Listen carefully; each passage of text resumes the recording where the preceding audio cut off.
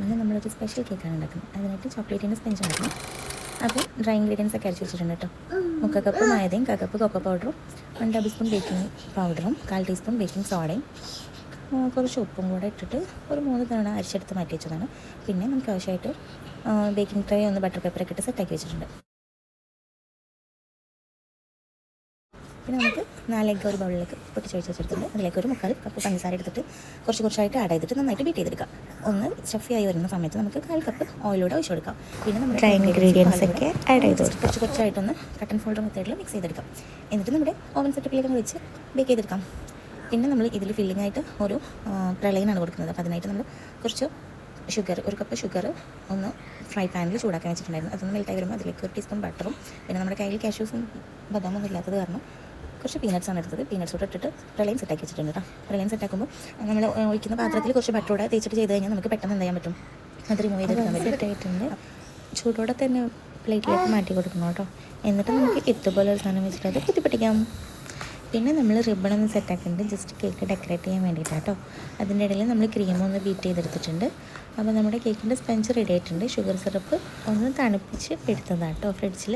പിന്നെ നമുക്ക് ഇതിലേക്ക് കുറച്ച് ചോക്ലേറ്റ് ഗനാഷ് കൂടെ ആവശ്യമുണ്ടായിരുന്നു. ചോക്ലേറ്റ് ഗനാഷ് കുറച്ച് റെഡിയാക്കി എടുത്ത് വെച്ചിട്ടുണ്ട്. അതൊന്ന് ജസ്റ്റ് ചൂടാറാൻ വേണ്ടി വെയിറ്റ് ചെയ്യണേ. പിന്നെ നമ്മുടെ കേക്ക് സ്പഞ്ചൊക്കെ സെറ്റായിട്ടുണ്ട്. നമുക്ക് ഫ്രോസ്റ്റിംഗ് സ്റ്റാർട്ട് ചെയ്യാം. അപ്പോൾ നമ്മൾ 3 ലെയറായിട്ടാണ് കട്ട് ചെയ്തത്. പിന്നെ നമ്മൾ ഷുഗർ സിറപ്പ് നല്ലോണം ഒന്ന് വെറ്റ് ചെയ്ത് കൊടുക്കാം ഷുഗർ സിറപ്പ് കൊണ്ട്. പിന്നെ അതിലേക്ക് നമ്മൾ ഷുഗർ സിറപ്പ് നല്ലോണം കേക്കിൻ്റെ സ്പഞ്ചിൽ വെറ്റായി കഴിഞ്ഞതിന് ശേഷം നമുക്കതിലേക്ക് വിപ്പിംഗ് ക്രീം ആഡ് ആക്കിയിട്ട് നല്ലോണം ഒന്ന് സ്പ്രെഡ് ചെയ്ത് കൊടുക്കാം. കുറച്ച് തിക്കായിട്ട് തന്നെ സ്പ്രെഡ് ചെയ്ത് കൊടുക്കുക. കാരണം നമ്മുടെ ലെയർ കുറച്ച് തിക്കായിട്ടാണ് 3 ലെയറായിട്ട് കട്ട് ചെയ്തത്. അതുകൊണ്ട് തന്നെ കുറച്ച് തിക്കായിട്ട് തന്നെ ക്രീം അപ്ലൈ ചെയ്ത് കൊടുക്കാം.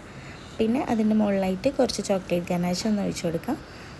അതൊന്ന് ഇതുപോലെ ഒന്ന് റെഡിയാക്കി എടുത്തതിന് ശേഷം അതിൻ്റെ മുകളിലേക്ക് നമ്മുടെ പ്രളയനും കൂടി ആഡ് ചെയ്യാം. ഇതുപോലെ തന്നെ നമുക്ക് സെക്കൻഡ് ലെയറും ചെയ്തെടുക്കാം കേട്ടോ.